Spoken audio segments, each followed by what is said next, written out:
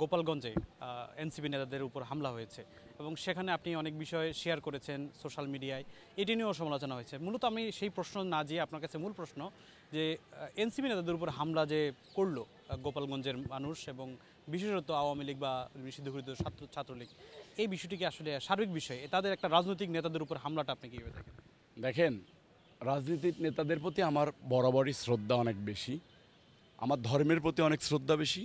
আমি যেহেতু রাজনীতি করি, রাজনীতির প্রতি আমার অনেক শ্রদ্ধা, রাজনৈতিক নেতাদের প্রতি আমার অনেক শ্রদ্ধা।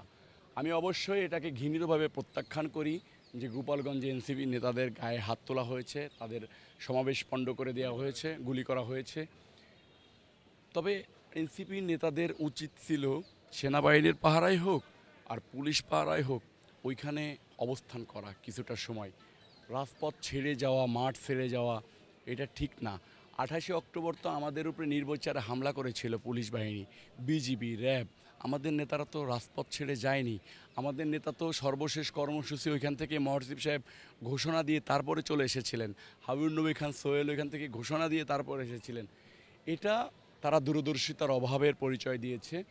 তারপরেও আমি এনসিপির নেতাকর্মীরা আমাদের ভাই আছে, ভাই হতে পারে, কিন্তু জামাত আমাদের ভাই হতে পারে, আপনার শিবির আমাদের ভাই হতে পারে যদি রাজাকারের পক্ষটা ছেড়ে চলে আসে। তারা রাজাকার আলবদরের এই সাবজেক্টটা ছেড়ে যদি চলে আসে তাহলে এরা আমাদের ভাই হতে পারে।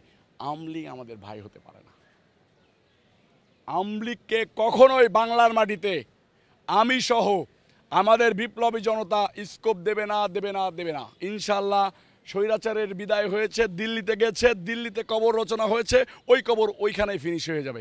এটা আর বাংলার মাটিতে কখনো আসবে না।